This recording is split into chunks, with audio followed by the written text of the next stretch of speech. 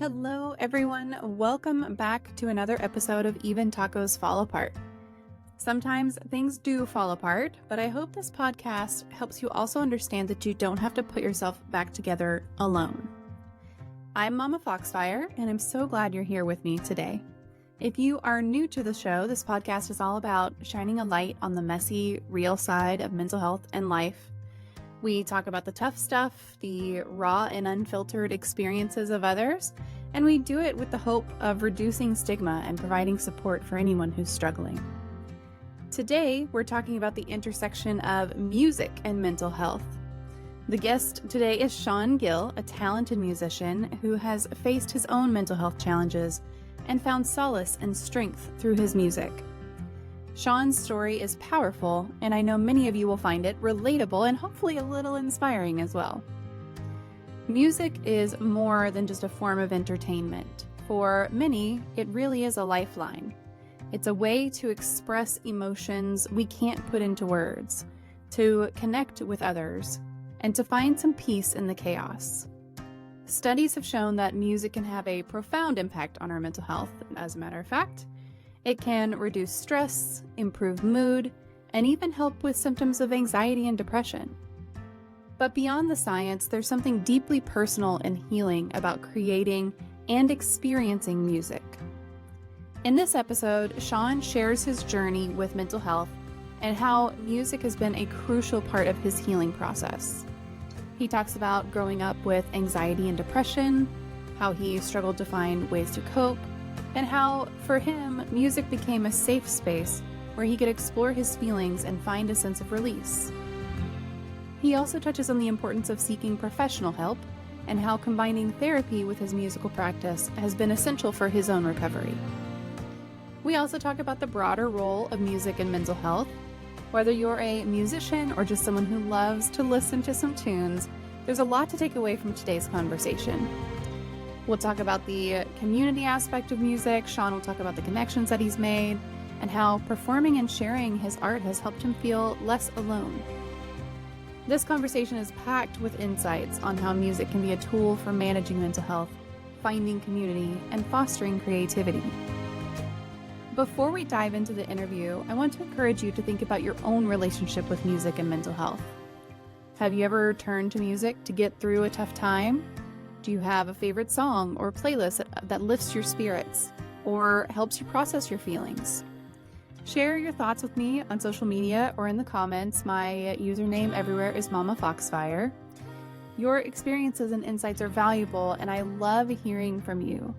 And these kinds of things can also help others who might be going through similar struggles. I also want to remind you that if you are dealing with mental health issues, you are not alone. It's okay to seek help, whether that's through therapy, talking to a friend, or finding a creative outlet like music. There's strength in reaching out and taking steps towards healing.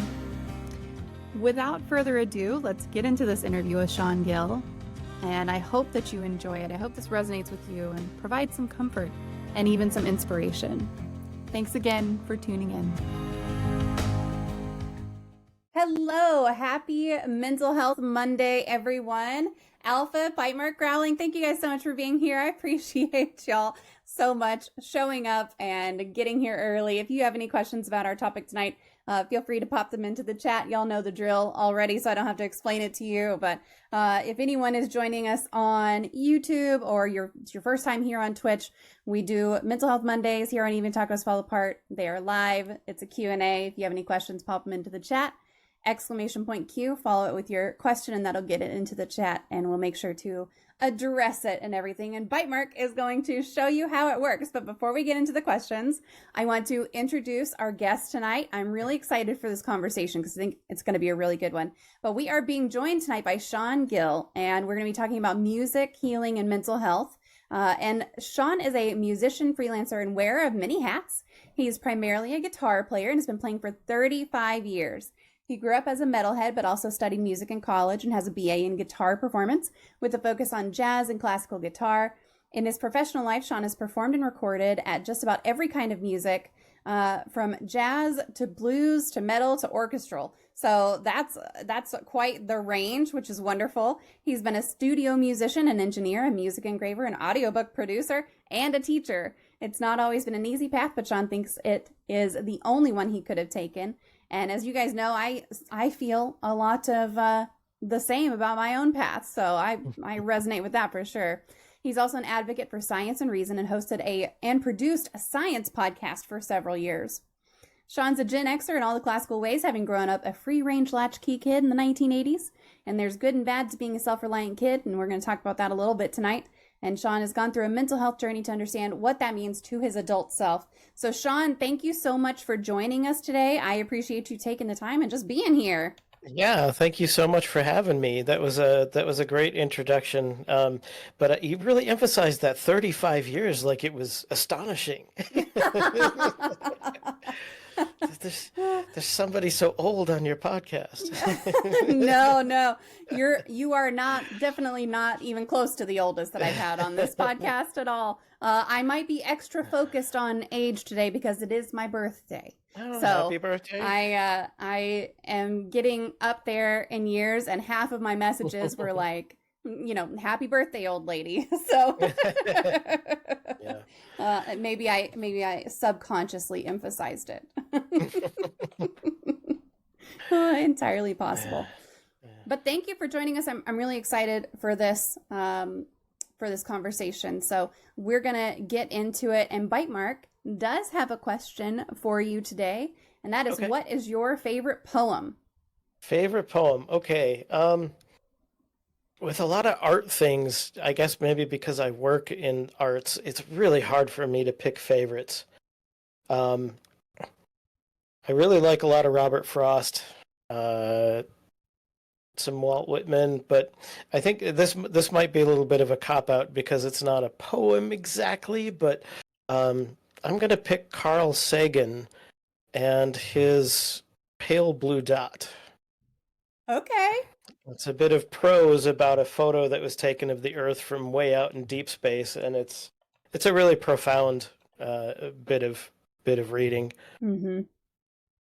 Yeah, I mean, I like that one, and I actually do, and I do like that piece as well, because it's so cool to think about, first of all, kind of the timing of it, and the what it was kind of surrounded by, and it was in the 1990s, which is, nostalgia town for me. So 10 years ago, right? Just 10 years ago. That's what it feels like. I know. It's always 10 years ago. Oh my gosh. I saw a video on TikTok, of course, and it was this lady who was doing music through the decades, and she was like 50 years of makeup. She started in the 80s, and I about had a heart attack. I was like, no. Yeah. Oh, absolute insanity. That is not possible. I know there's a lot of albums that I grew up with that have been celebrating their 30th or 40th anniversaries lately. Yeah. It's like, really? No, not possible. It's absolutely crazy. Oh, 488 says, I love the Cisco's Creole Kitchen t-shirt. Star Trek DS9 is my happy place. Yeah, there you go. Yeah. I'm definitely a huge sci-fi nerd, and I love getting like the obscure, like it doesn't say Star Trek on it. You really have to know what that is. That's how I find my people. That's right. That's absolutely true. So your intro was, just talked about all these different things that you do. So what do you enjoy doing when you're not busy doing all of those things? Yeah.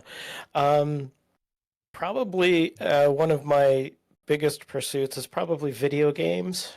I do play quite a bit of games. I over the years, I've had a bit of a love-hate relationship with it, sometimes feeling like I'm doing it too much, and then I kind of get down on myself for that. But that was before I acquired some better mental tools than I have now. But it's definitely something to do when it's, been a day of working with little kids all day, and my brain is just like, we can't possibly manage anything more than pew, pew, pew. That's what we're going to do.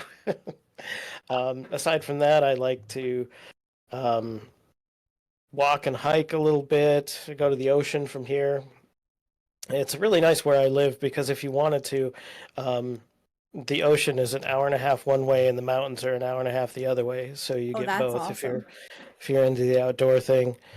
Um, and I do tinker with a model railroad from time to time. I got that from my grandfather.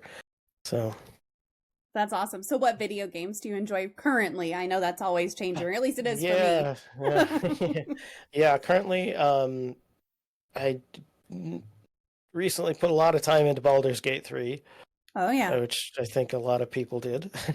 Yes. I have not finished it yet. I'm not sure if I will ever finish it. It's a long-term project for sure. And tried out the new Saints Row game, which is silly and absurd, and not for kids, but it's a good break from thinking about important things. Yeah, yeah, absolutely. I didn't try out Baldur's Gate 3. I know that a lot of folks were really into it, including my oldest and including Hmm. my sister and including, I think 488 can correct me if I'm wrong, but I think he played it. I don't know if Alpha played, like, I know we've got a lot of people who are playing it, so, or are Yeah. still playing it, but it looked great. I just didn't, I don't know why I just didn't try it. Well, it's, if you don't like that type of game, then, it's not for you. If you like the role-playing sort of D&D style thing, Mhm. it's a great one, but it's definitely a time commitment if you want to Yeah, really get into it. yeah. I think that's probably what held me back a little bit was the time commitment of it. Yeah. Although, if I look at my Steam like stats and stuff, I play a lot of video games. So Mhm. I spend the time in video games, but I can't pick one. I'll bounce from like, okay, this now I'm gonna play this for this week, and now I'm gonna play this for this week, and now I'm gonna play this for this week. So I'm Yeah. very non-committal. Yeah. I read a lot too. I probably read 3 or 4 books a month at least. Oh, that's awesome. Okay, now what kind Yeah. of books do you like to read? Oh, um, occasional nonfiction, maybe science related or philosophical kinds of Mhm. things about things like stoicism, um, things that tend to lean very liberal. I do that, but most of my reading is probably in the fiction, science fiction, um, kind of stuff. Again, it's sort of just to unplug and escape Yeah, and be someone else for a while, be somewhere else for a while. absolutely. Yeah, I feel you And on that. yeah, and the self-publishing industry is so full now. You can really fill up your slate of books to read for cheap. Mm-hmm. That is very true. Well, and with things like Kindle Unlimited, like there's just so many different things Yeah. for $10 a month. You can Hmm. read 10 books for free. Yeah. Or Yeah. more if you can read that many books a month. I can't read that many books in a month. I can probably try. Any recommendations in any of those categories? Oh boy. One that I recently did, if you're into cyberpunk, um, there's a book and I'm called Sinners, Synners, and I'm forgetting the author's name, which I should be ashamed of. Pat Uh, Cadigan? yeah, Pat Cadigan is the queen of cyberpunk. If you're into that genre, she is sort of one of the originators of that genre, and it's a really excellent book. I am If adding it to my Goodreads right now. if you've played Cyberpunk 2077, the video game, you will find a lot of that video game in this book, or Oh, the other way nice. around, really. Yeah, yeah. Nice. All right, good. Well, I've added that one for sure. I'm not a huge sci-fi Mm, reader all the time, but every now and then, like once I'm done with the series that I'm reading right now, which is I've gotten to kind of as a slog part of the series, I'll need something different to just pick it up because it's very fantasy world type yeah. book right now. Mhm. And so I think a kind of sci-fi cyber would be great after this. Uh, do you have a life hack that you like to use? Oh, I don't know if there's like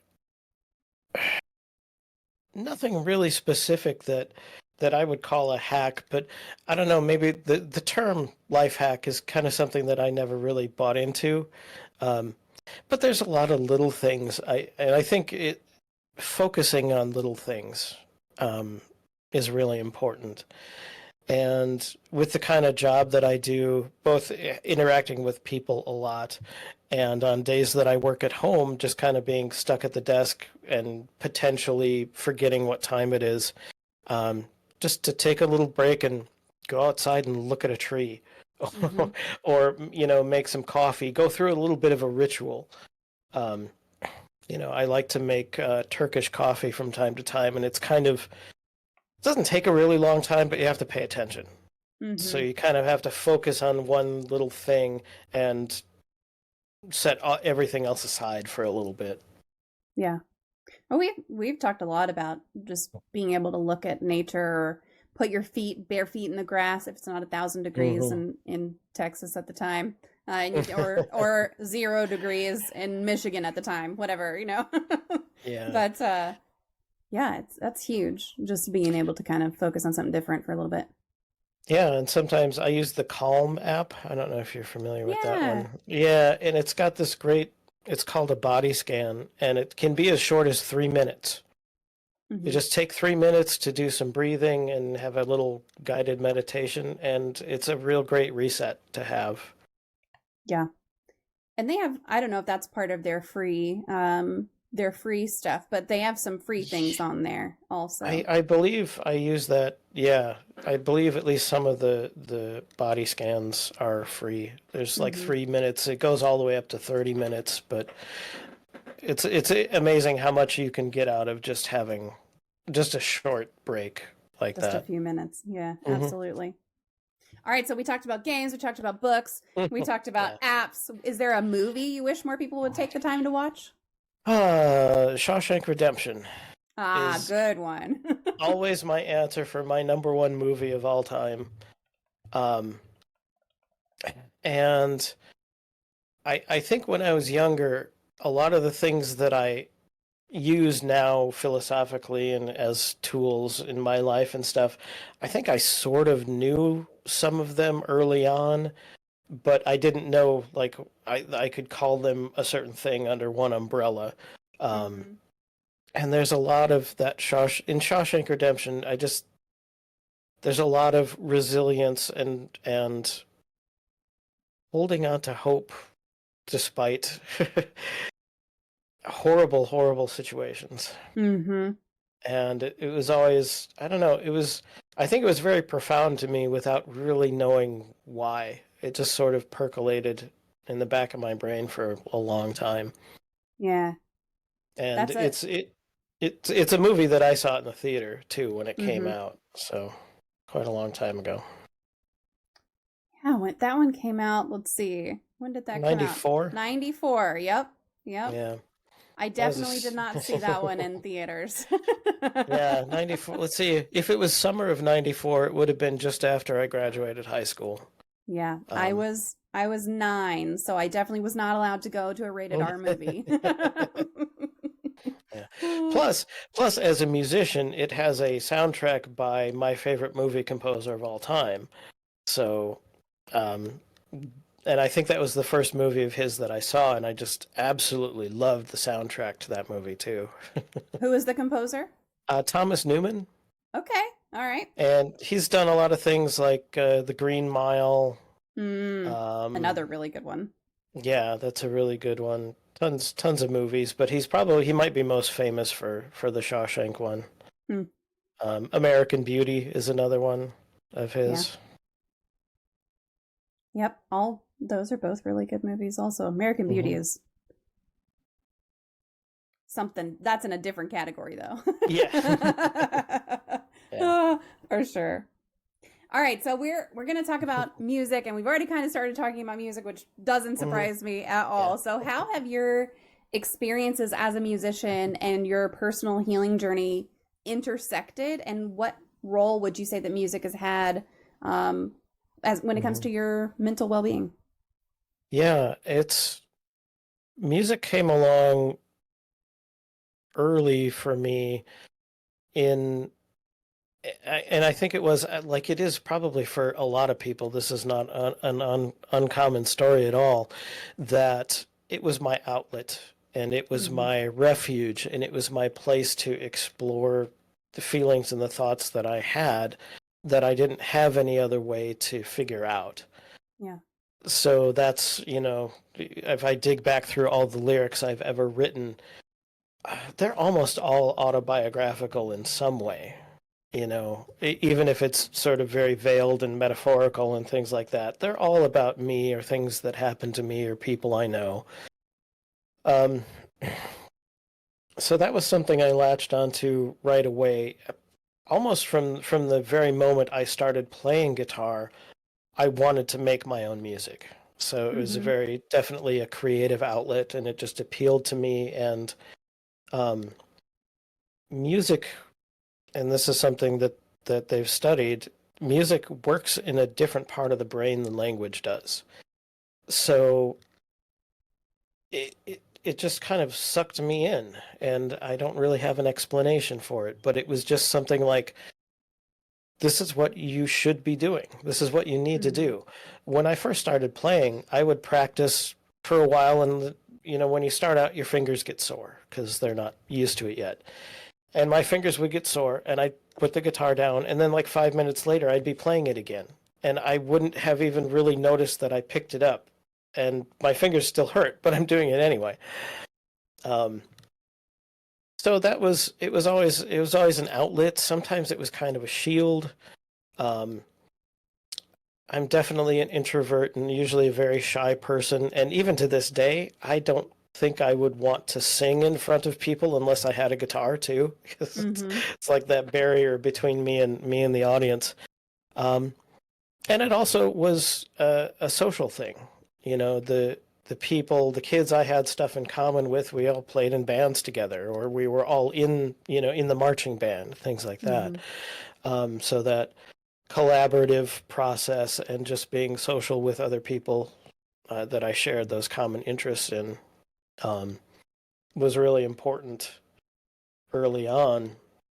And then, it just kind of became, for various reasons, I had a few interests that I might have wanted to do as a career. Um, but music it had just taken over so much. It was almost like I didn't control it. Mm-hmm. um, so I went to college to do that. And it continued to be sort of that outlet and that tool that I used to sort of settle my brain when I needed it to be there. Um, and sometimes, I mean, I was in, I'm still do this, but being in a metal band, jumping around on stage and headbanging and stuff. So it's also, music is also a very visceral, physical thing to do Mm-hmm. too. Um, and then I started to get close to 40, and that's about the time shortly after I turned 40 that I went for professional therapy. Music had been through my 20s and 30s, it's kind of like, this is my job, but this is also me. Like, my deep inner self is this music. So I make this music and I put it out there, and nobody notices. Or I make this music and I put it out there, but I can't pay the bills doing this. Mm-hmm. So that brought, as good as music was for me, that was really kind of the major downside of it, was feeling like I so personally identified with this job being me, being inseparable from that as a job, that when I didn't have the kind of success that I was expecting, then I just started, I'd constantly kick myself when I was down because, I didn't sell a bunch of albums, or I didn't get a lot of tips at that last gig. Mm-hmm. I must not be good enough, which on a practical level, you can kind of look at it and say, okay, can I be a better player? Can I improve myself? Mm-hmm. Which is a good thing.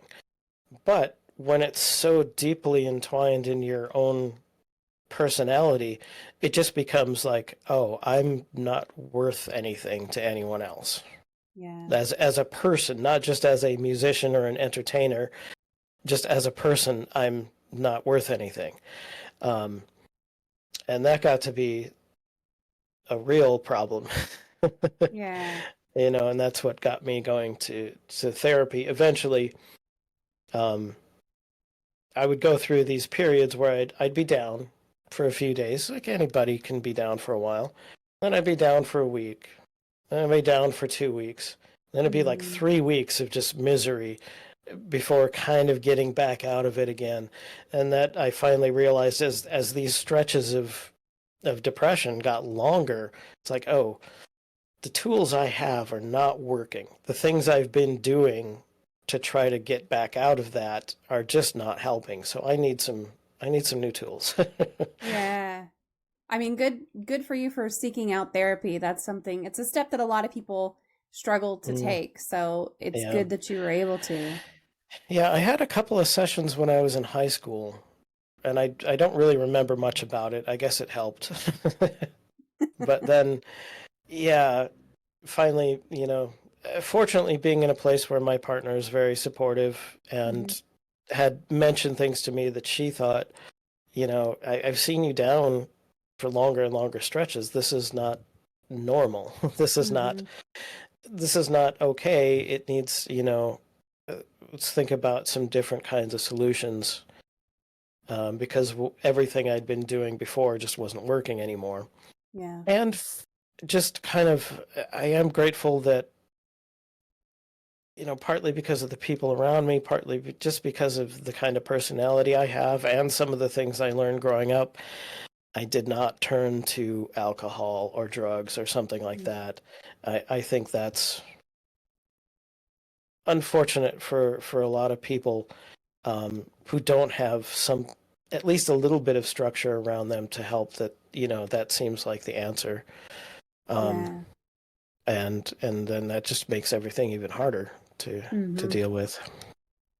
Well, I know that also being a musician, it's a lot harder to make it, quote unquote, as a musician than I think a lot of people realize. And so I'm sure getting into that mindset of like, well, I don't have what it takes, when really it takes a lot of right place, right time type luck to even have anything happen at all.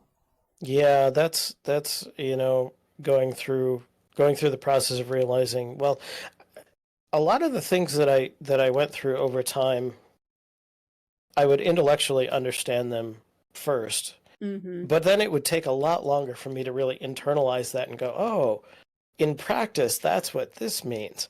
Yeah. When I was 20 years old, I knew that it would be hard. I knew that it would be unlikely that I would be some famous rock star, but I didn't really understand what that meant. And it took a long time to figure that out and to sort of go through a process of redefining success. And what does success mean to me, which is a sort of a larger part of my whole mental process of learning that internal dialogue that we all have. What is coming from me and what is actually coming from outside? Yeah. And kind of being able to separate those two things so that my internal life is a lot more stable and happy and content no matter what else is going on. It was a really huge breakthrough. And an ongoing process. None of these things are something you do and then you're done forever. Right. Yeah. I mean, talking about the intellectualizing things, that's something that I still work on, but worked on initially with my therapist, because I always want to have everything. I want everything to have a reason. I want to understand the reason, and I don't want to think about the emotions around it. Like, I want the reason. I want to know the reason. I want to move on.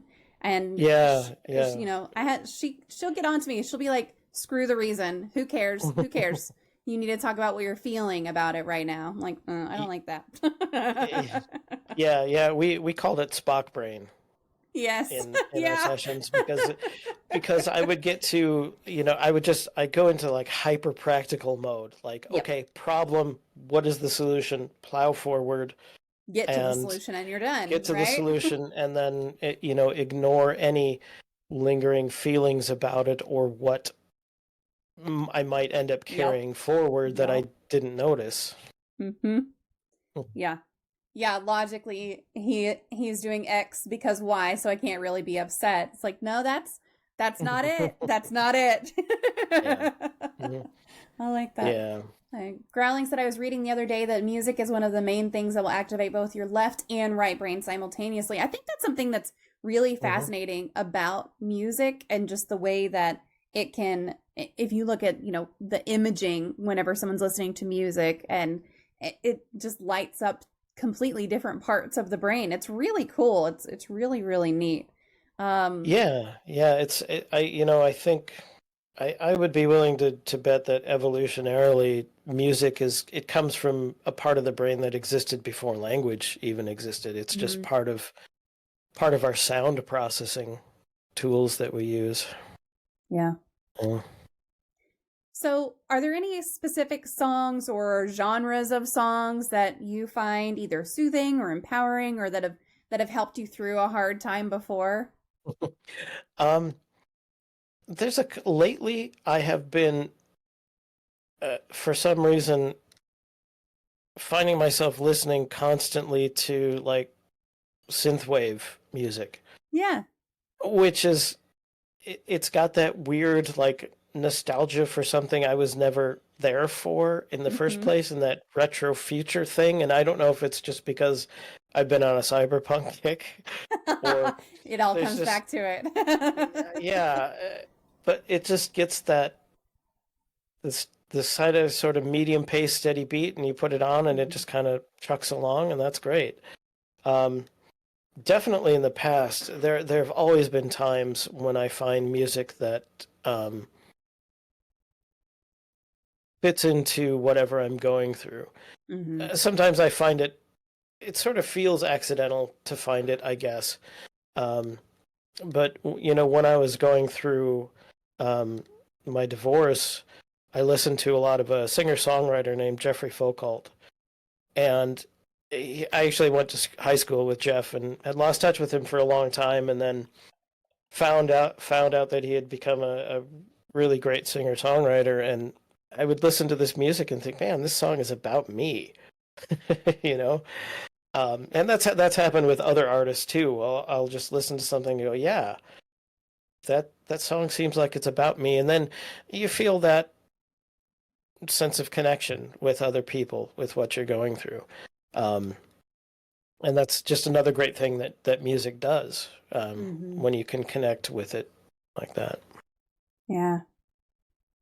It's always interesting to me to, like, depending on the mood that I'm in, I can listen to one song Mm-hmm. and it can like really make me almost cry, which is not a big deal. I cry all the time. But then if I'm in a different mood, I can listen to a song and actually listen to the lyrics and be like, why was I crying? This is about a woman murdering her husband because he's a cheating bastard. Like this is great. But it's like the lyrics sometimes will hit you differently than the music, the feel of it will. It's wild. Just Mhm. what mood you're in really has a difference on your perception of the song. I think that's Yeah. really cool. Mhm. So, you talked a little bit about kind of the aspects of the industry that are maybe on the kind of negative side. So, how can Mm. musicians in particular balance what their passion is, their artistic pursuits, with the industry and the way that it is while maintaining their mental well being? Yeah. um it's hard. You can't. um there's a I should have looked this up before.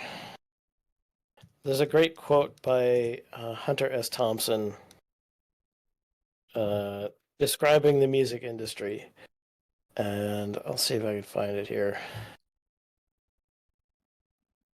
The right. The music business is a cruel and shallow money trench, a long plastic hallway where thieves and pimps run free and good men die like dogs. There's also a negative side. So, as a and this goes not just for music, but really for any art. Selling art and making art are kind of at a conflict with each other. They don't naturally go together. And I think if you go into music expecting to be famous or expecting to be rich, there are a few ways you could probably try to do it, as long as you're good looking enough and you have money to spend and you meet the right people. There are manufactured bands. There have been since the beginning of the music industry. But if you're in it for the art of it and the self-expression, that is so hard to hold on to, because everything about the industry will try to take that away from you.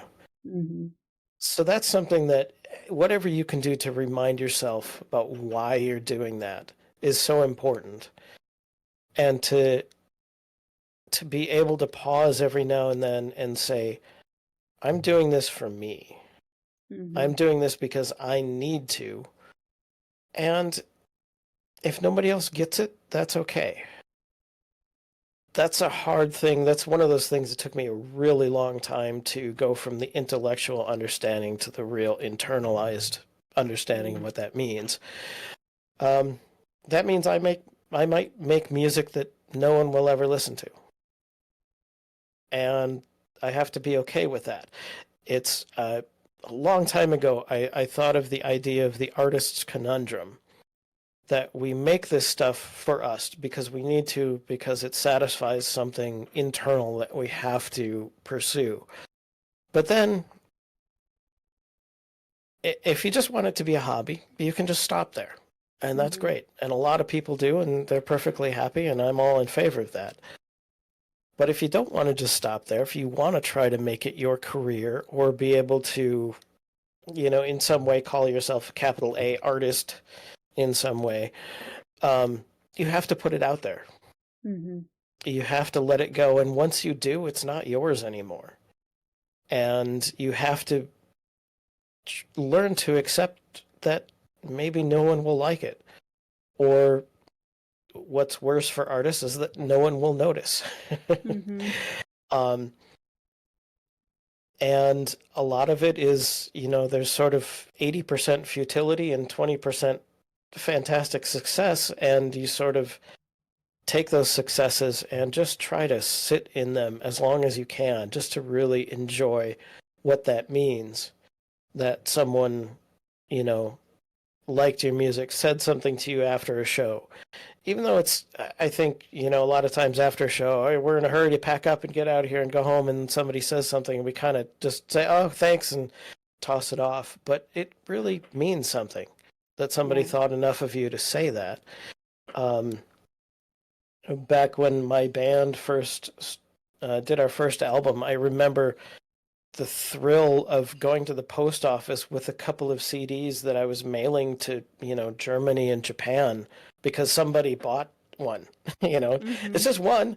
I've never sold millions or even tens of thousands of albums, but people all over the world have bought them in the dozens, maybe, Sure. but it's out there. And I have to pause every once in a while and go, yeah, that's really cool. Mm-hmm. If you want to share your art with someone, all you have to do is share it with at least one person. And then you've been successful in that way. Yeah. These days, I mean, even by the time I was entering the adult world, the music industry was already changing. And it was only a few years after I graduated college that, or maybe I was even still in college, that Napster kind of turned everything upside down with MP3 downloads, and then everything started moving into that digital area, and it totally changed the industry for better and worse. The better side of it is that everybody has access. There's no gatekeepers anymore. If you want to put your album out there, you put it on Bandcamp and you tell people about it, and it's there. The old music industry was a very small pond with very few fish in it. Now it's a giant ocean with everybody in it. Yeah. So it's, in some ways, it's not really any better. It's just in a different A setting. different problem, right? It's a different problem. Yeah. It used to be, how do you get on the radio? It's how do you get listens on Spotify? It's the Hmm. same. It's just a different tool to do the job with it. But um, if you have started going down that road because you have a real artistic expression that you need to make, do whatever you need to do to keep reminding yourself of that, no matter what else happens. Hmm. And in the meantime, maybe get a job that's not music, but is something that you're okay with so that you can afford to do the music. Hmm. Um, I have pieced together bits and pieces of various, a dozen different kinds of jobs over the years, and it's not easy. Um, if I could go back to college and change the way I did things, yeah, there are some different choices I maybe could have made to either have a more stable career or something in music. That's a little bit more of a sure thing. There aren't many of those anymore. Um, but they're there. Yeah. I mean, so it sounds like it's mostly celebrating the smaller wins and doing what you can to, make a living still on the side, and Yeah. focusing on the positive pieces without also focusing on the negative pieces, which sounds right. Like that's an easy thing to say. Right. Yeah. Yeah. In practice, Yeah. I'm sure it's much, much harder. Yeah. I mean, the positive and the negatives always go hand in hand. It's just, I Yeah, think it's human nature to feel the negative stuff more than we feel the positive. So we have to absolutely.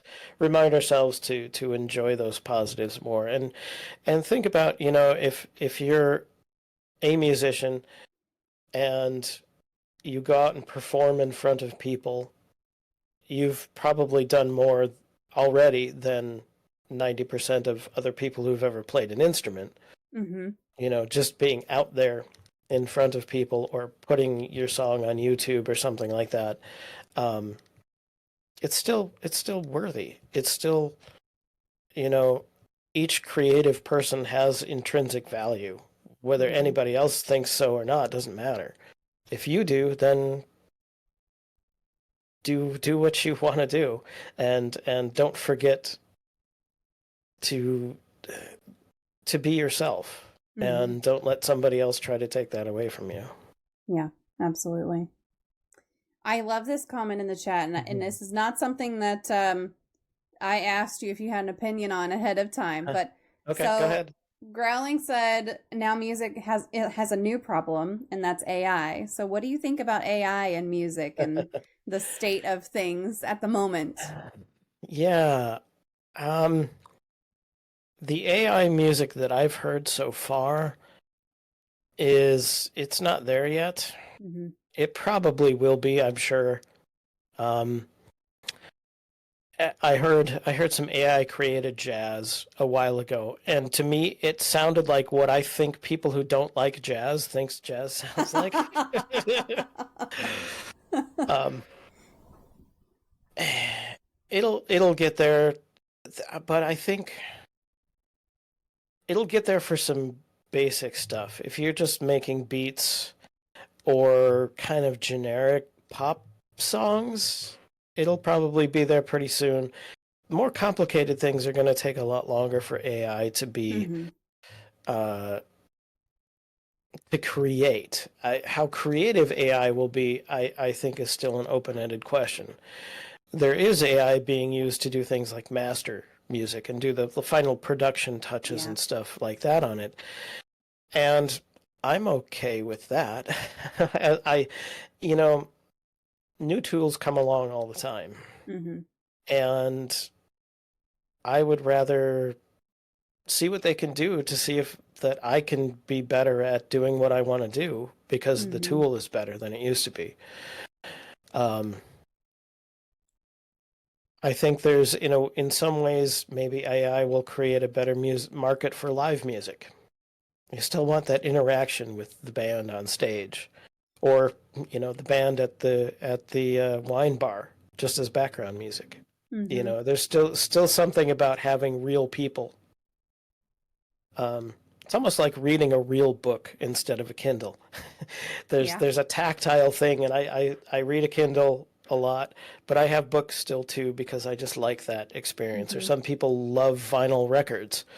Um, Objectively, vinyl sounds terrible compared to other technologies, but it's an experience. Yeah. And I think people always want the experience of music. Um, I think some of the things that people think AI is going to do harmful to music have already been done, Mm. just because there is so much music all the time, everywhere, and it's such background wallpaper to most people now. Um, One of the most common ways to consume music is on TikTok Mm-hmm. in 30-second chunks. And that doesn't have anything to do with AI. That's just the way TikTok works. And it's just baffling to me that you would listen to music in 30-second pieces. I Yeah. don't get it.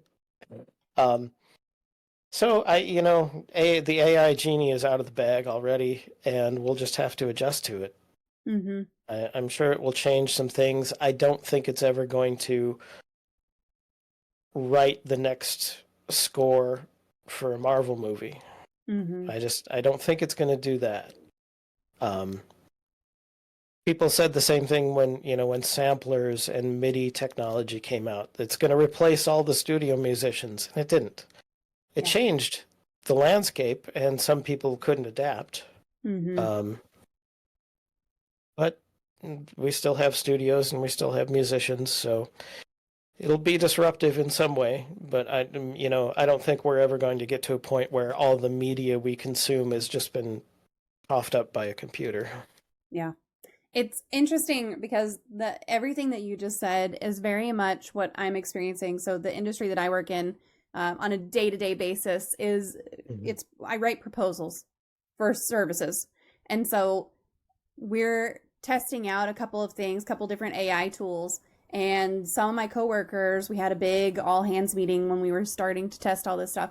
And some of my coworkers are like, are we still going to have jobs if this AI stuff works out? And I'm like, y'all, it's not going to replace what a human being can do. Like some of the things that come out of AI, it's like, if we sent this to a client, we would be laughed off the block. I don't care how big and important our company is, we would be laughed out of the room if we just left it all up to AI.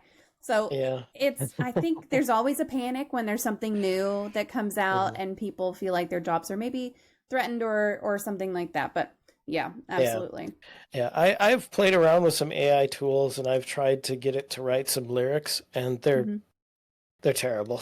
They're just I know it's all about how you prompt it and how you ask it to do Mhm. things, but I could only get very roses are red, violets are blue stuff out of it. I didn't get very good, thoughtful lyrics. Yeah, yeah. Well, and if you're going to put that much effort into prompting it, you're basically writing it already. Yeah, yeah, yeah, yeah. And then music is about your brain latching onto and following a pattern. 30-second songs kind of defeat that purpose except for ambiance. And I think that's what people Mm-hmm. really use it for on TikTok is just a background track. Although there are some examples, especially on TikTok, where people will use them for certain trends. Like they'll use a sound from a right now there's a big one going around. It's the Celine Dion song that starts off the baby, baby, baby. Oh, what is the name of that song? It's a Celine Dion song, and they're Yeah, I using think I it remember to that one. show like, oh, here's my child. Here, they're using AI, so this is still on topic. I promise. I know I go off on Yeah. tangents, but so they're using AI to say, here's a picture of my child now. Here's what they're going to look like in 20 years. But they're using that song, and like, I don't think they think about what the next lyrics are because it sounds very gross when you put it Yeah. to that trend. So I don't think there's a lot of thought given on TikTok to what the music really is that's Yeah, I going think on. But I've seen some really odd music choices lately, and I yeah, part of it I think is because I'm getting older and the things that I listened to growing up are now classic rock and stuff. But true. there was around back to school time, Walmart was using Dirty Deeds Done Dirt Cheap by AC/DC to promote how inexpensive their folders and pencils were, but I'm like, That's questionable at this song is best. about murder for hire. Hey, you know what? If you can buy that at Walmart, you get what you pay for, okay? That's all I'm going to say. You're going to get what you pay for. Uh, Yeah. so we've talked, I feel like we've talked mostly about kind of solo work and solo kind of internal work as well.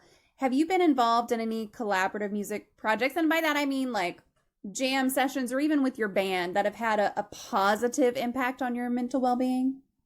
Yeah. I've been in a lot of bands, some long term, some short term. Their relationships very much like any other. If you think, about marriages and other things like that, bands are very much like that. Mm-hmm. So a lot of them, there'd be a good stretch of time, just having that collaboration and that interaction with other people. It's just great to be able to throw out an idea and have someone go, oh, and let's do this, and you have that back and forth. It's just very satisfying to have that connection with someone. I remember hearing years ago, I have no idea where it came from, but an idea that, there's one individual and another person, and then where they interact, there's like a third person created. Oh, I Um, like that. and that's a lot of what my favorite parts about being in groups are like, where you get that collaboration. Um, so I kind of work both sides, where I like to collaborate, and I like to work totally by myself and do everything myself too for other reasons. Um, so there's that social aspect of it, and that's just good, being social. I think that I've heard that one of the biggest threats to your health, and especially later in life, is isolation. So being in bands and playing with other people is that's one of my social activities that I enjoy. Yeah. Especially, it can be very interesting in a jazz situation because there's so much improvisation. And you have to really listen to other people and what they're doing and communicate on stage. And especially if you go to something that's like a jam session for jazz musicians where you've never even met the other people before, or I might get a call for a gig to fill in with a group that I've never played with before. And that's sort of it's a challenge, but it's an enjoyable one. Yeah. And it's satisfying to be able to be successful at that more often than not. Yeah. We've talked actually a couple of times in our community about the challenges of making friends and that kind of thing as an adult. Like whenever you're in Oh, high yeah. school and you're in college, you've got these built-in things where you're going to these classes, you're meeting new people. And then once you're an adult, it's like, okay, well, there's the people at my job. I don't necessarily want to hang out with them after. Although some people at my job I am really good friends with, but it's not Mm, everyone. And so I feel yeah. like one thing that you have with music is a kind of sense of community, and you Mm. are meeting people and you are kind of getting out there. And I don't know if that's something that you want to speak to at all as well. Yeah. Yeah, definitely. I've definitely gone through those feelings of like, I don't have any friends because it's just so hard. Plus, I work at home most of the time. So Me it's like I too. don't even interact with people. Yep. Um, and yeah, having music as an outlet for just social activity Hmm. is good. I've made some not really close friends doing it, but it's good to have some acquaintances and people that I Yeah. would talk to, in other situations. Um, yeah, totally lost that train of thought, but That's okay. Listen, it'll come back yeah, around on the track at some point. You can just interrupt whenever it yeah, does, because that happens to me all the time. yeah. And then I'll try to backtrack through my Mm. whatever was just said. Yeah, that's the way that it goes. Yeah, yeah, Now, but yeah, it's a good way to meet people. I mean, if you're trying to find a way to to make some friends. It's definitely like, okay, here's people I already have at least one thing in common with. Yeah, yeah, Yeah, exactly. yeah. But like a relationship, sometimes it doesn't work out either. Yeah. I've tried to start up a couple of different bands, and it just kind of, oh, this isn't kind of going anywhere, so we part ways. And fortunately, I've met really nice people, and when it's not working, we all just can say, well, it's not working. That's okay. We'll just go do something else. Yeah, yep, absolutely. It doesn't have that high school clique vibe, and nobody's mad at anybody or anything. Yeah, that is good. That is good. Yeah. Growling says over half the Twitch streams I go to have to do with music. And then you come here where it's totally random every week and every stream. So I appreciate that I am in the minority of the Twitch streams that you watch and that you're here for the randomness because that's what you get when you come here. A wide range of interests is what I meant by randomness, of course. Yes. You mentioned earlier that you went through a divorce, and I know I've been through a divorce myself, and whether you were the one who initiated the divorce or you were on the whatever, you know what I'm trying to say.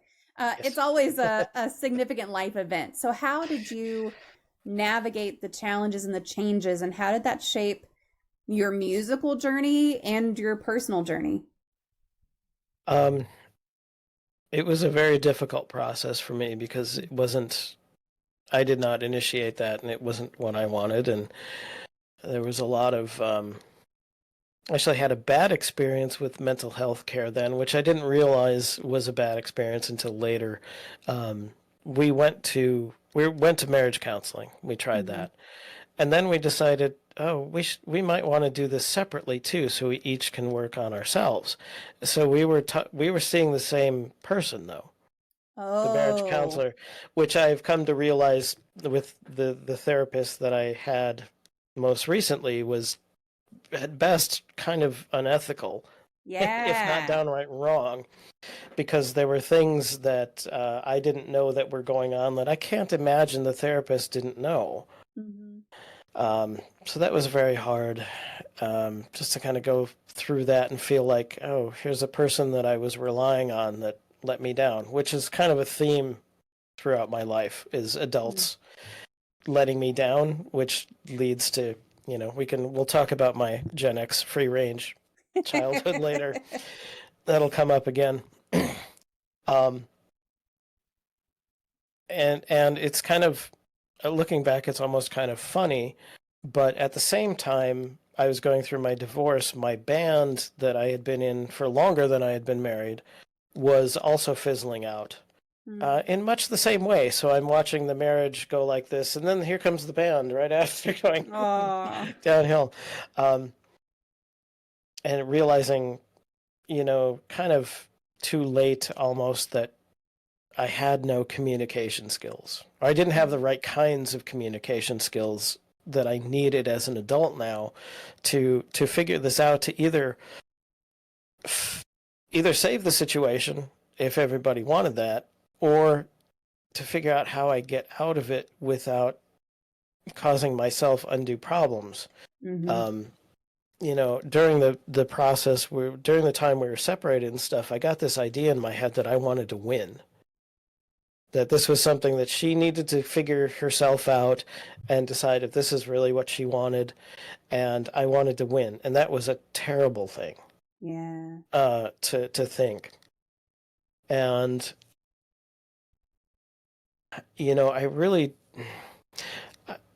I was moving around a few times. I've moved so many times in my life, I've almost lost count. But I had moved in with a friend for a while, and I was, one of the things I was really trying to deal with at the time is like, okay, I can see how, like, on paper, we probably never should have gotten married in the first place. I didn't understand how to communicate about really important things. How come it took so long to figure that out? Because we were together for 9 years total. We were married for 5. And my friend said, sometimes things just take as long as they take. If I could go back and do it again, which you can't, I would have never gotten married in the first place because Mhm. we were, I don't know, first marriages are often sort of like you're in love and you just think that's going to fix everything, and it can't. Love is love is a two-edged sword. You Yeah. know, it it can be a great thing, but it can also just blind you to things that are really important. It was big things, if anybody out there is thinking seriously about relationships, if you don't agree about kids and religion and where you want to live long term, things like that, I won't say it's unworkable, but you should figure that out before you get married. Yeah, for sure. um, then after the divorce, it was really, that was probably, yeah, one of my lowest points of just kind of feeling like I'm going to feel miserable all the time and it's never going to Mhm. change. And I spend a lot of time at work. I just kind of threw myself into work. The kind of work I was doing at the time, sometimes there would be special projects, and I would go to the office at 9 o'clock at night just because I could, to Oh be no. out of the house and away, focused on something else that Yeah. I could fix, that I could do. Um, and I didn't really figure anything out really for quite a while. And then, went through the biggest change in my life after the divorce then was I stuck around Wisconsin for a while and then I moved. I just decided I need a change of scenery. Mhm. I'm just going to pack my life in a moving van and go to Denver. So that's what I did. And, of course, wherever you go, you take yourself with you, so you can't actually run away from your problems. Mhm. But the change of scenery was good. Just kind of reset things and got to thinking, I still hadn't developed my new set of tools to deal with things yet, but I got to figuring like, okay, if I get into another relationship, what do I really want? What's important to me? Mhm. And what am I willing to talk about up front? And I tried some dating sites and stuff, and I think that made it a little difficult because I would put in my profile like I'd be totally honest like right away with Mhm. everything, which I think meant I didn't go on very many dates. But I figured if somebody reads that and they're still into me, then that's probably the right person. Mhm. And I did find that person Yeah. who was very much in a very similar boat to me. Like we've been together over 13 years now, and we're not Wow. married. We don't want to Mhm. get. We've both been married. We've done that. We don't see any reason to do it again Mhm. because signing that document doesn't mean things are going to work out. Yeah. Um, so yeah, and I kind of got a better idea about what I wanted out of life. I still had a long way to Mhm. go. Um, but I did take a couple of good steps when I moved to Denver, um, to go through just kind of one of the big things that I did that I used to do in relationships. And it's still something, it's a natural tendency I have to fight. Like I said before, all of these things never really end. You're constantly working on this. I have a real tendency to be a fixer and subsume myself to the other person. Like whatever I want gets totally set aside Mhm. so that person can have what they want. And it's been a big battle to get out of that and say that it's okay to want what I want Yeah. and and be, a little more assertive about it and things like that. Um yeah, that was still the process is always ongoing, but Mhm. uh, Well, I go ahead. I I was It just kind of fades away. yeah, that's okay.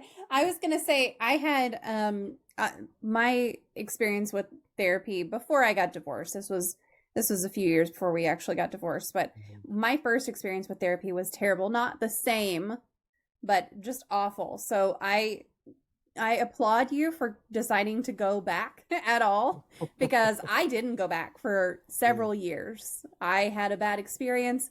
I gave her like 5 sessions and I was like, yeah, this ain't gonna help.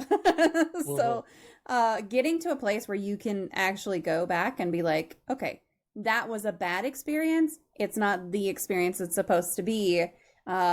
I know that's hard. So Yeah. that takes a lot to be able to go back and say, I'm going to give this another shot. We're going to find someone who really works, and we're going to work through some stuff. But I think, getting out of a bad situation, or not a bad situation, but a situation that clearly just didn't work out, it does give you a lot of time to reflect, or a lot of, I guess, motivation to reflect and say, okay, this is what I want to take away from that. And it sounds like that's what you were able to do. So was that something that you worked on through therapy, or was that something that you kind of came to on your own, or how did that come about? That was something I kind of came to that on my own before I did go to therapy. And yeah, that was, enough time goes by and you get a little perspective about why the thing didn't work out. And, you can figure out what you want to do different the next time. Yeah. Yep. Absolutely. Now, you mentioned being a Gen Xer and kind of latchkey kid, so I want to go back to that. Now, looking back at your childhood and the way that you were raised, kind of being that self-reliant kid, were there any lessons, good lessons, bad lessons, skills, or anything that you learned from that you still kind of lean on today, or avoid because of it? Yeah, I think I'm since therapy, I've been more on the avoid side of things. I used to think it was kind of a cliche that you'd go to therapy and then everything would be about your childhood. I was like, oh, come on, my childhood was pretty good. I was, my parents loved me. I had food. I had a place to live. Nobody beat me. I'm fine. And then, a year into therapy, I'm like, wow, it really is all about my childhood. Things happen over your life and you have to figure out how to deal with them, whether you're 5 years old or 12 or 18. And,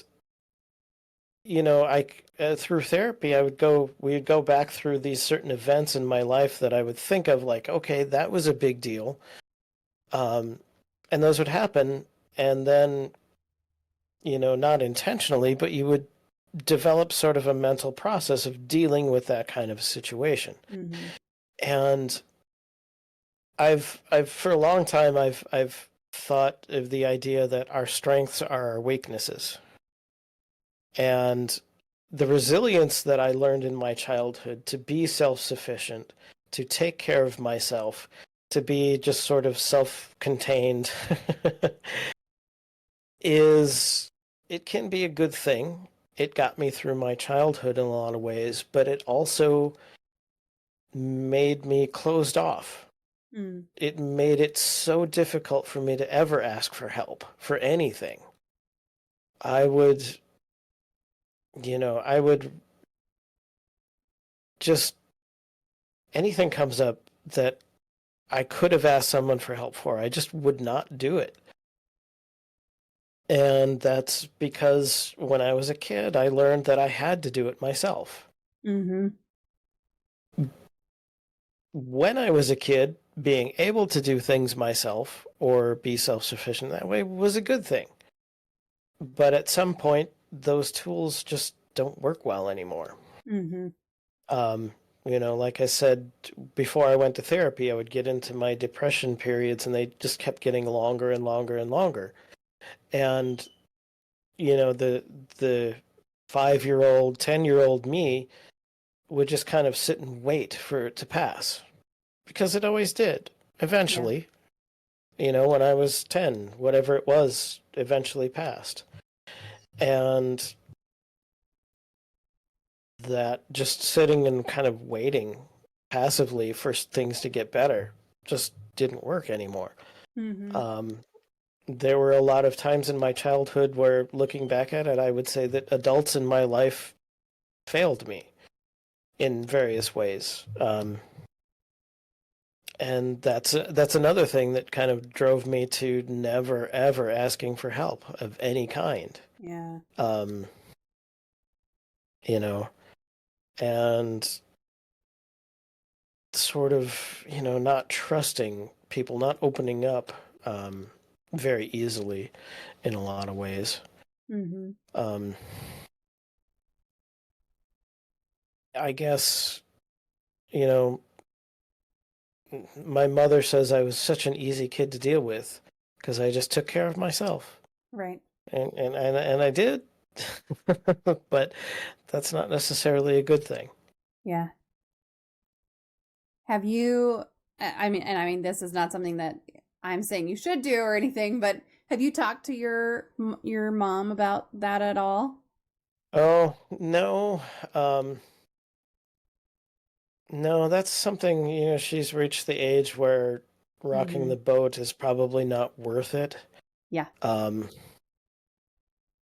and I've come to peace with that too. Mm-hmm. I've realized that my parents were incredibly young. My mom was 23 and my dad was 22 when I was born. Mm-hmm. And that wasn't uncommon for the time, at all. But they didn't know what they were doing. Yeah. And I can forgive them for that. They kept me safe enough. They kept me fed. That's fine. Um, I didn't have a great relationship with my dad because he didn't know how to do it. He was my friend. He wanted to be Mm-hmm. my best friend, Yeah. which was great when I was 8 and we'd go for bike rides or play baseball. When I was 15 and I had my own friends and we did our own things and he still wanted to be involved, it just caused a lot of conflict. Mm-hmm. So those things change. Um, yeah, that's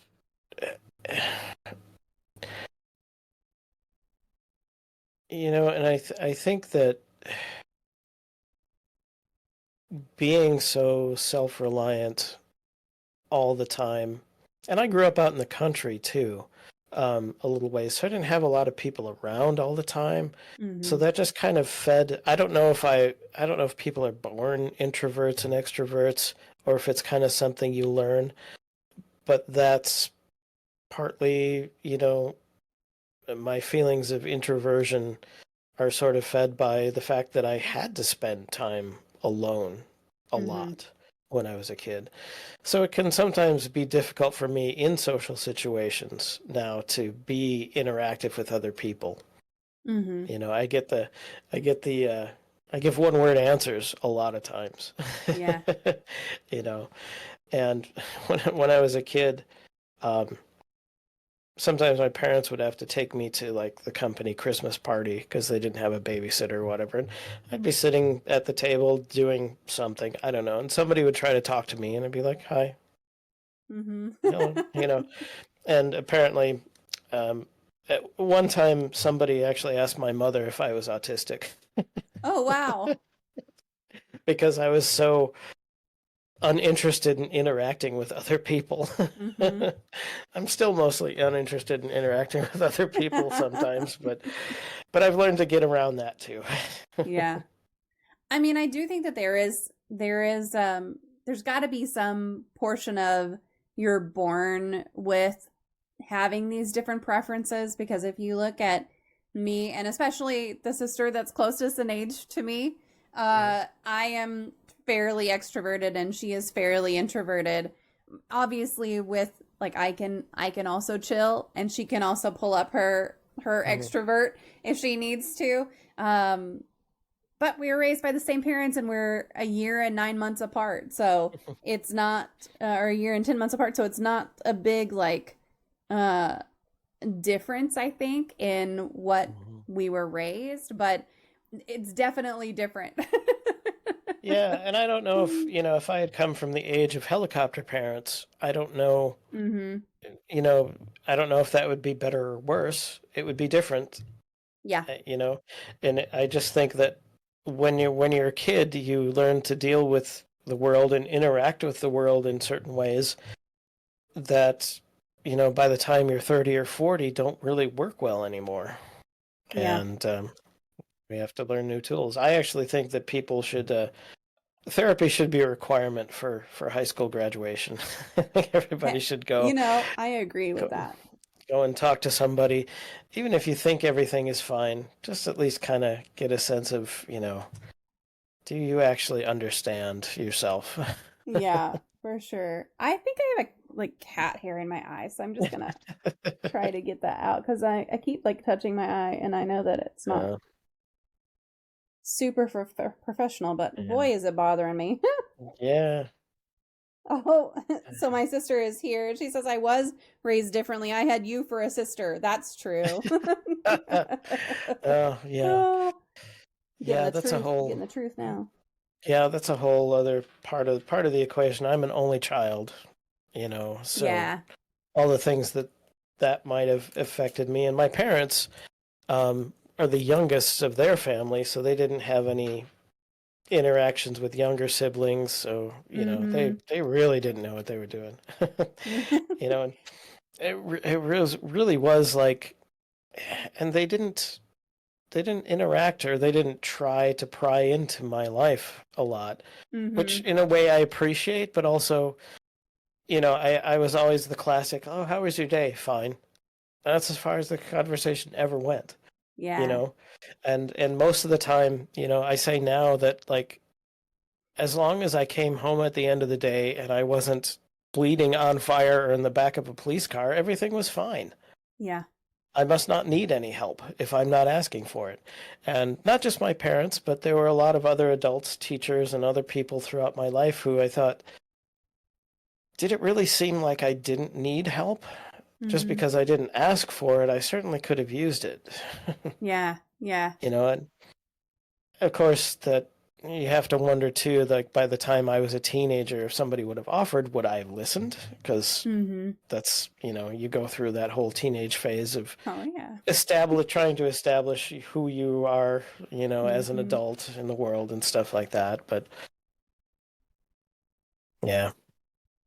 So I had very young parents as well, and I was a Mhm. young parent with my oldest as well. So I mean, I don't think though, even if I had been, had kids in my 30s or something instead of when I was 21, uh, I don't. You still don't have the answers. Like just because you're a parent when you're a little older, I don't think that necessarily gives you any extra answers. Maybe a little extra life experience, but Yeah, maybe not. not the Maybe just answers. yeah. For Yeah, maybe, sure. it's just when you're the only, or maybe if you're the first, it's just kind of all of a running experiment. Yes. I can believe that. I felt like an experiment at times, for sure. So you talked about, that you could have used help and that you had a hard Mhm, time asking for help. So eventually you did seek out help. So how did you mhm. approach going to therapy and what advice do you have for someone who might be hesitant to reach out for support right now? Yeah. Um, Let me answer the second part first. I will say that um, therapy takes a lot of different forms. Yeah. And some people might have the idea that it's only for you if you are severely depressed and suicidal, or if you have been diagnosed with something and, somebody wants to put you on antidepressants too. Um, and it's not. It can really, it's for anybody. Even if you feel like, I've had moments in my life where I think the very early seeds of this idea of maybe I should talk to somebody is me thinking, my life is pretty good. Things aren't like severely wrong. I have stresses, but so does everybody. Why do I feel terrible? Hmm. Um, some of my sessions with my therapist were more like life coaching than digging into the deep shadows of my past or something like that. So it can take a lot of different forms, and just because you don't, fit some sort of Hollywood idea of what depression or something looks like, you can still benefit from it a lot. Hmm. Um, and when I decided it was time to look into that, I fortunately had um, options through my healthcare just to call an office and say, can I get an appointment? And, my partner was very supportive of that. And I lucked out too that the first therapist I met with was the right one for me. And that's something else people should know too, is if you have a few sessions and you just don't feel like something's working, you have every right to switch therapists if you can. I know there's kind of a shortage in a lot of places and it can be hard. I think when I first asked to be signed up with someone, I think it was 3 or 4 months before I had an opening. But definitely don't think that if things just don't seem to be clicking or you're not getting what you think you need out of your sessions, that you can't switch to a different therapist. It's not you. Sometimes those relationships, they're professional relationships. Sometimes they just don't work. Every therapist is an individual too and does things a little differently. So go ahead and try someone else if you are, and if hopefully whoever you're working through. The clinic I went to, it was a larger business, and there were 4 or 5 different people there.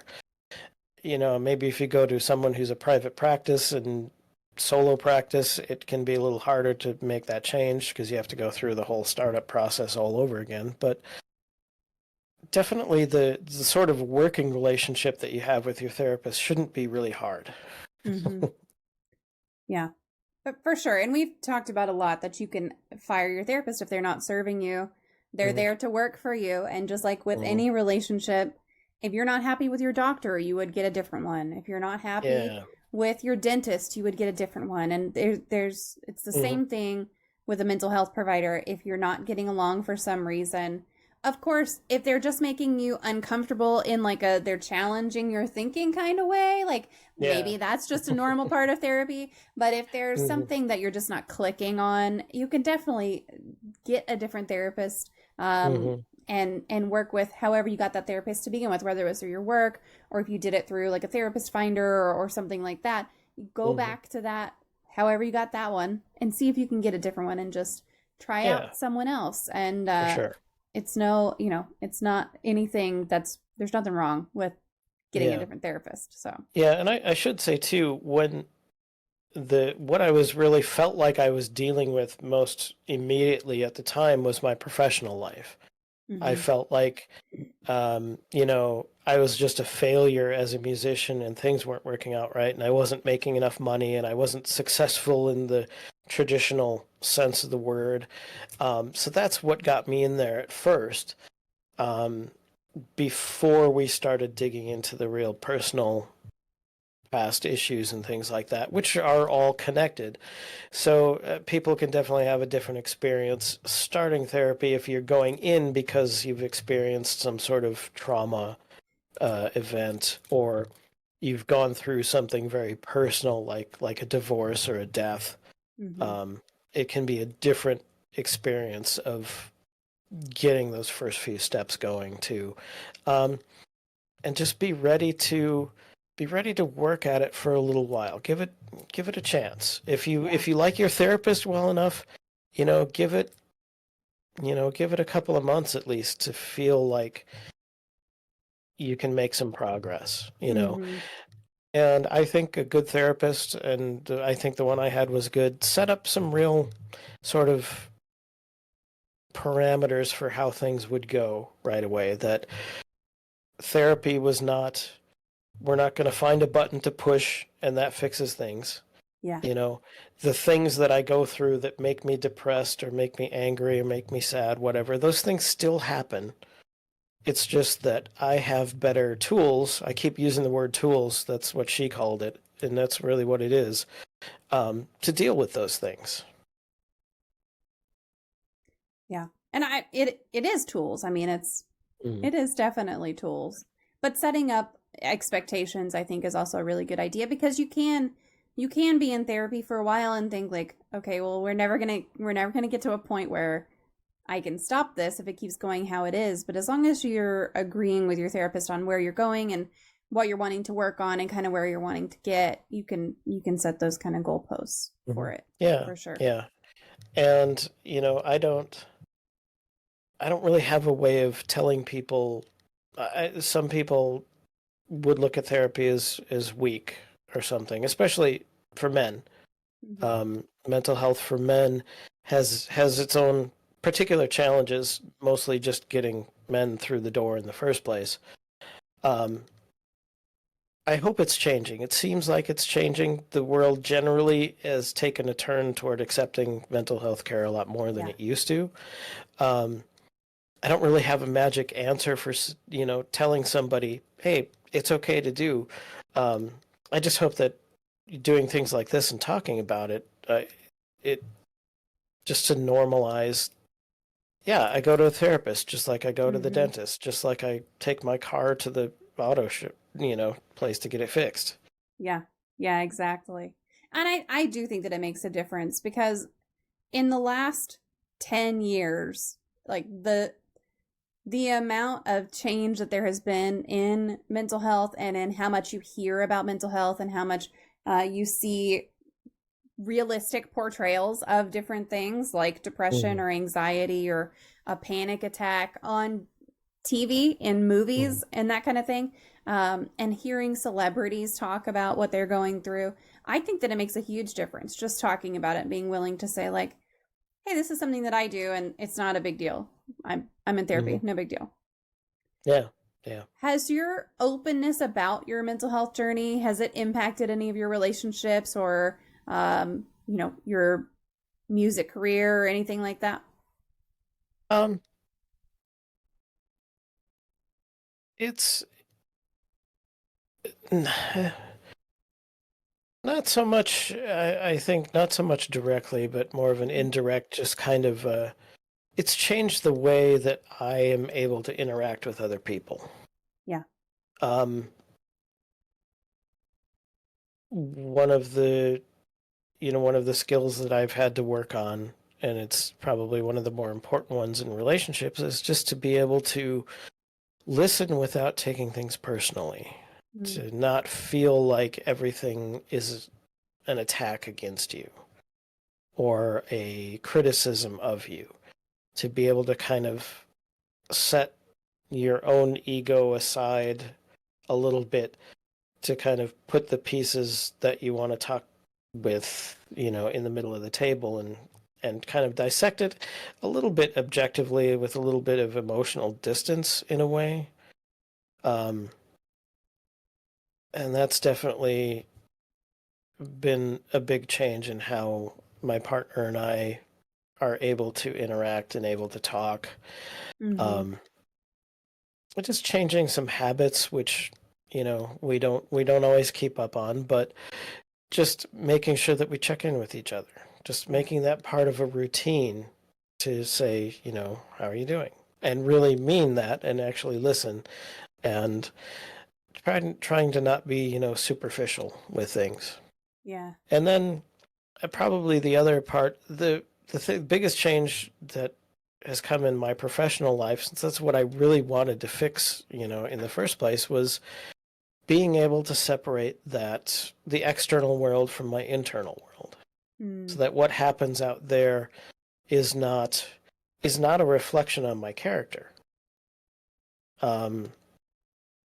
It's just sometimes things go right, sometimes they go wrong. And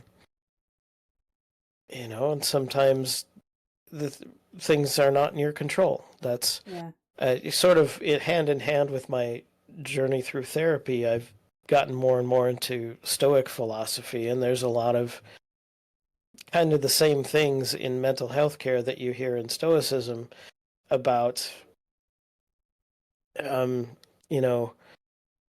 not imagining harms that aren't really there, or being able to recognize what you have control over and what you don't. And if you don't have control over something, don't worry about it. Or you can't let it sort of drive you into some sort of anxiety. Yeah. And kind of just being able to keep that perspective. I used to have a bit of a temper, and I never lashed out at other people, but I would lash out at things when I got mad. And that's totally changed. That was almost an instant change about that, kind of being able to if something happened and I had a really strong feeling reaction to it, being able to kind of pump the brakes on that and say, okay, why is this happening? You know, if you get a flat tire on the way to work, you can kick and scream and punch the car and stuff, but that's not going to change anything. You don't have control over that. You have to, what do you have control over? Okay, well, I can change the tire. All right. You know, it's a way of being kind of practical, but without going totally emotionless in the process.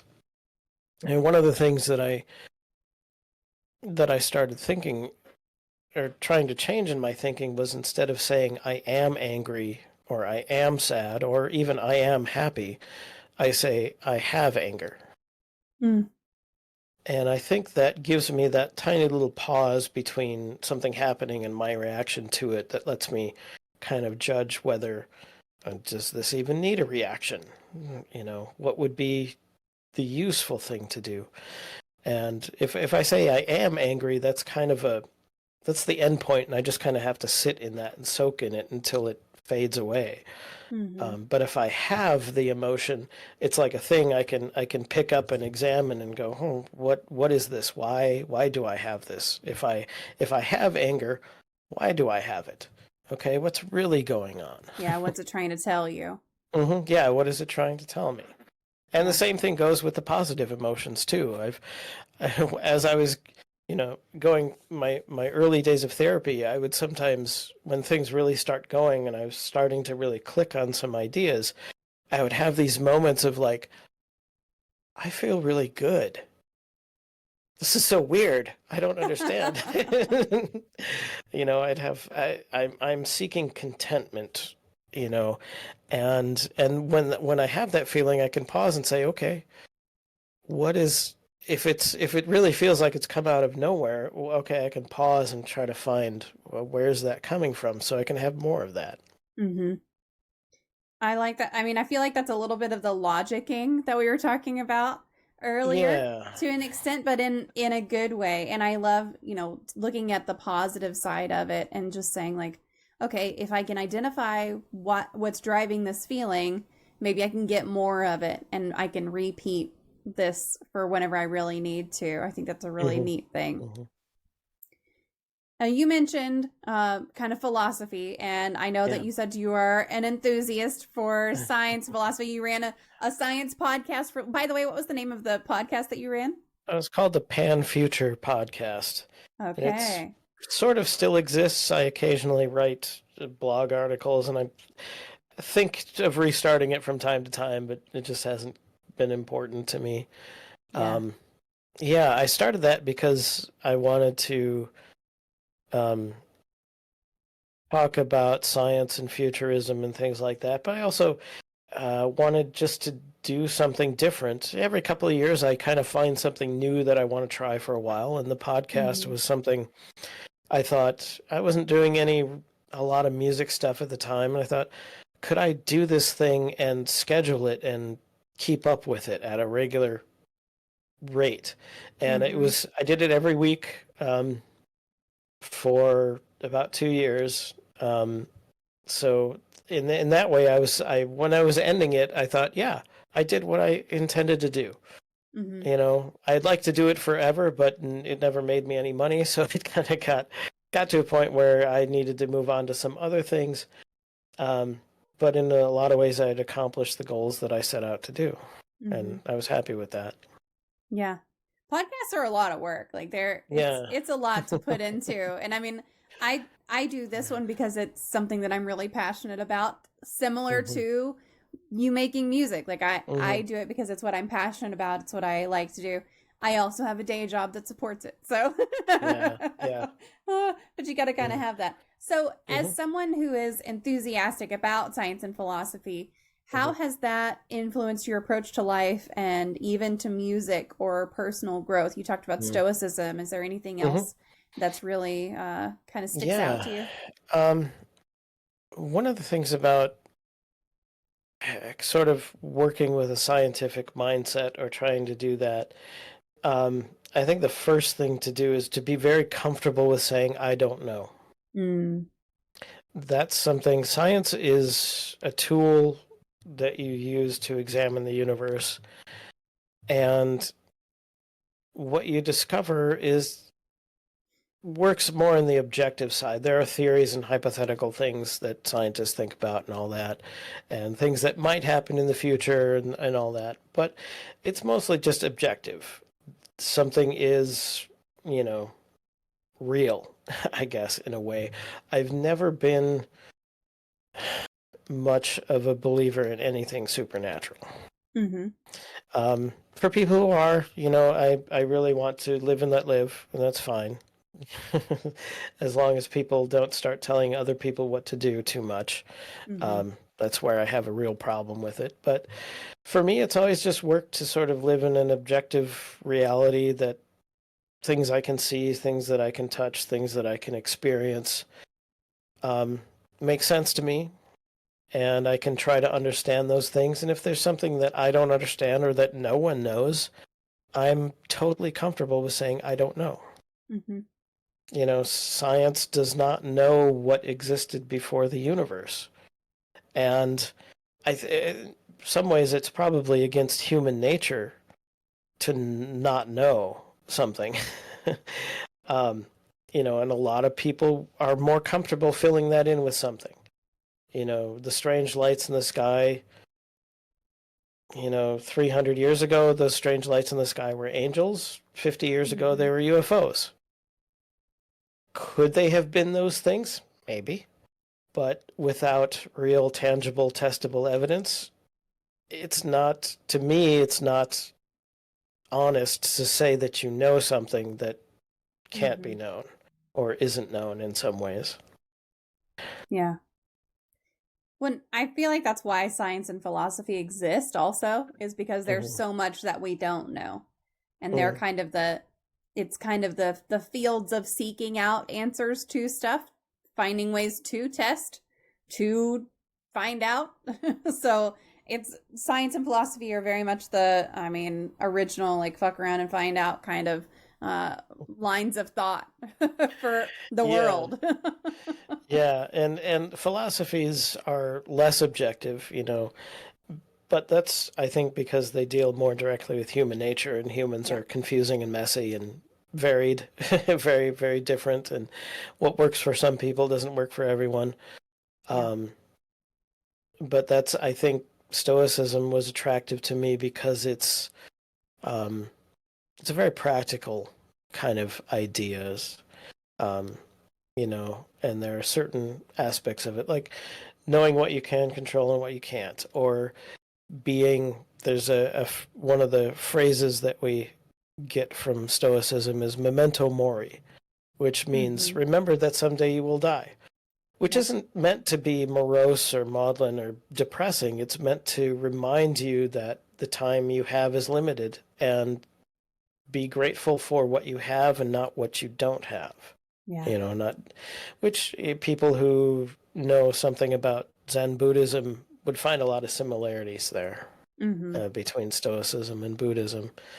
And I don't find that Stoic philosophy doesn't really conflict with science in a way that some other ways of looking at the world might seem to. So that was always appealing to me. Yeah. As far as that shaping my music, I don't know. I've written some songs that are kind of science fiction related, so I guess I think about it that way.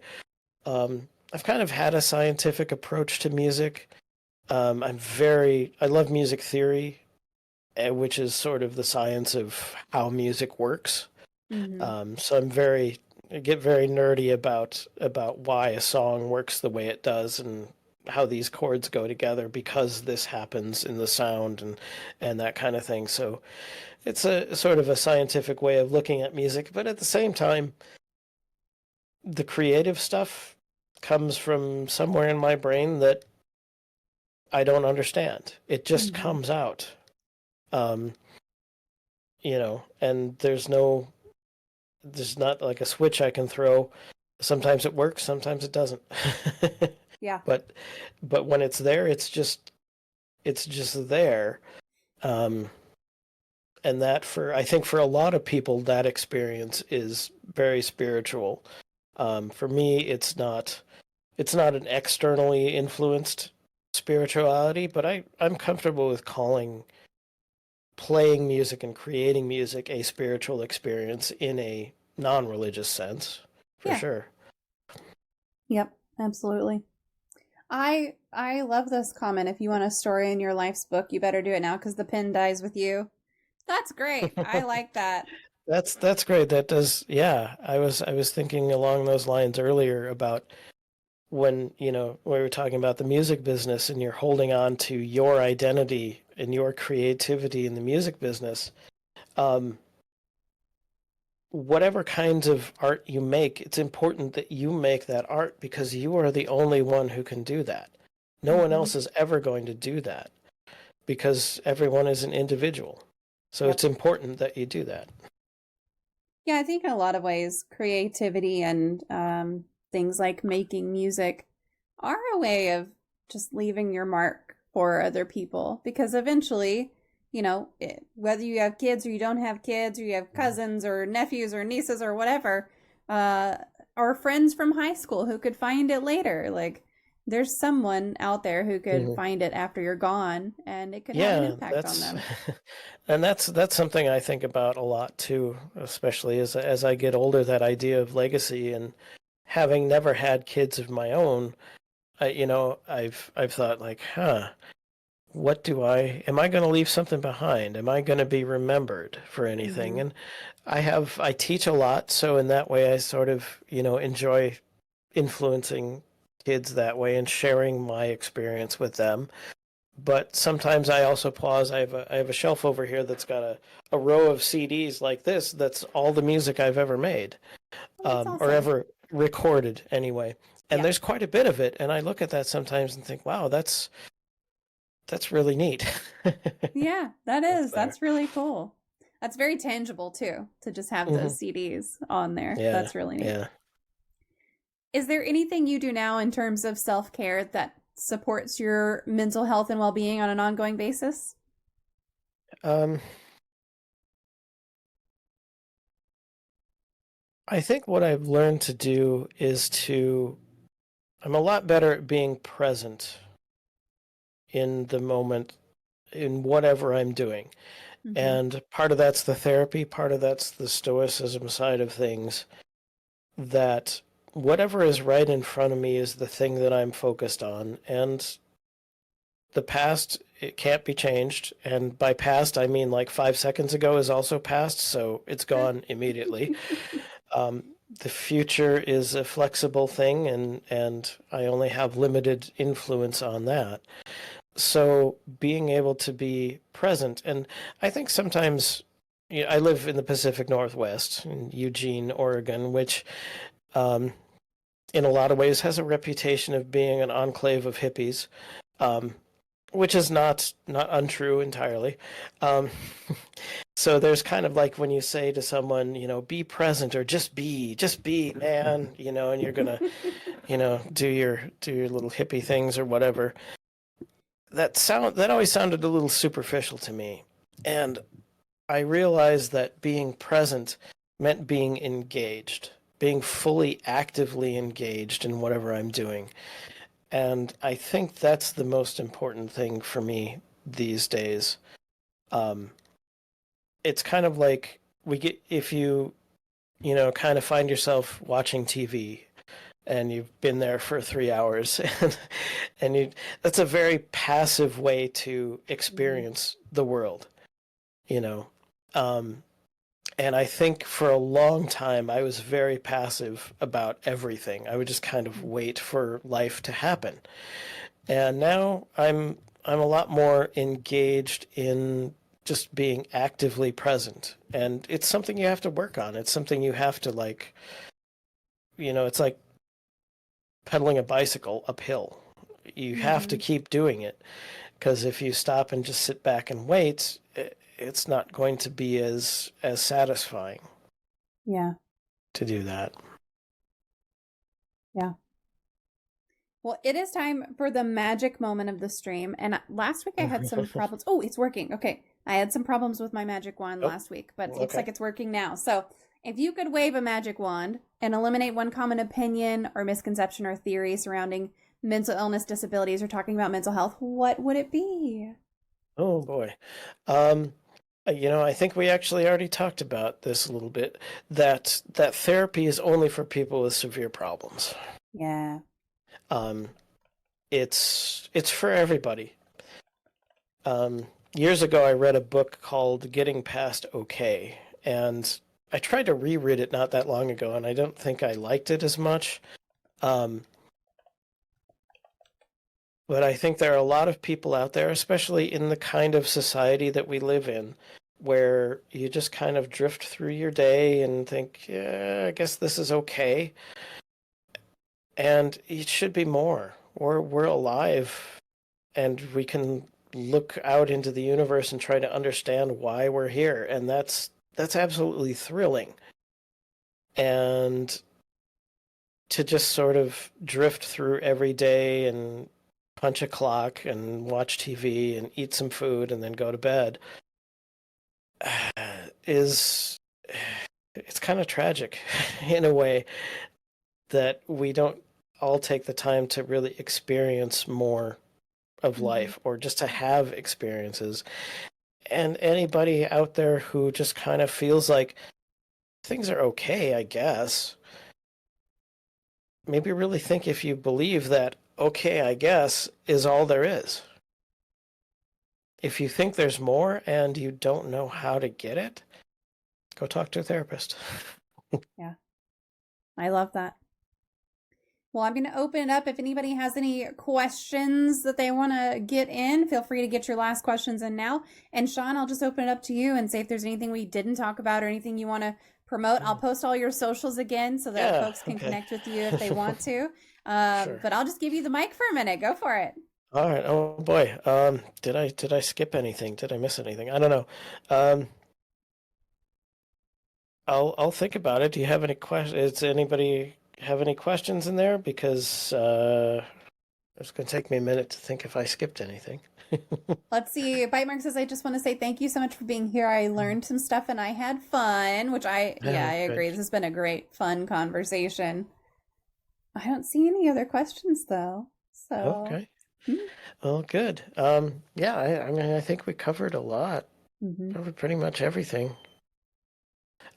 Normally I'm a person of very few words, so kind of when I run out, I'm out, I guess. Well, I appreciate that you shared so many words with us today. Yes. Then this was a wonderful, wonderful conversation, and I appreciate that you just took the time and shared a little bit of your life with us, for sure. Oh, thank you so much for having me on. I really appreciate it. And that wraps up my conversation with Sean Gill. I hope you found his story as inspiring and insightful as I did. It's always amazing to hear how music, something many of us enjoy every day already, can play such a crucial role in mental health and healing. Sean's journey reminds us that it's okay to struggle, and that finding a way to express those struggles, whether that's through music or another creative outlet, can be incredibly therapeutic. Whether you're a musician, an artist, or someone who just appreciates creativity, I hope you found something to take away from Sean's experiences. It's about finding that thing that helps you process your emotions and gives you a sense of peace. We talked about the importance of community and how sharing our creative work can help us feel less alone. It's not just about the art itself, but about the connections we make along the way. Whether that's performing in front of an audience, collaborating with other artists, or just sharing a song with a friend, those connection points can make a big difference. I encourage you to think about how you can incorporate more creativity into your life. Maybe it's picking up an instrument, starting a journal, or even just making a playlist that resonates with you. And remember, if you're struggling with your mental health, it's okay to seek help. Therapy and other forms of professional support are valuable tools, and combining them with creative outlets can be powerful. I want to thank Sean once again for sharing his story and his music with us. It's not always easy to talk about these things, but it's so important. If you enjoyed today's episode, please take a moment to like, subscribe, and leave a review. Your feedback helps reach more people and continue these important conversations. Don't forget to follow me on social media and share your thoughts on today's episode. I'm MommaFoxFire everywhere. How has music impacted your mental health? Do you have a go-to song or an album that has helped you through tough times? Would love to hear from you and keep this conversation going. Thanks again for tuning in to Even Tacos Fell Apart. And one more time, allow me to remind you that even when things get tough, you're not alone. And there's always a way to find some light. Take care, and I'll see you in the next episode.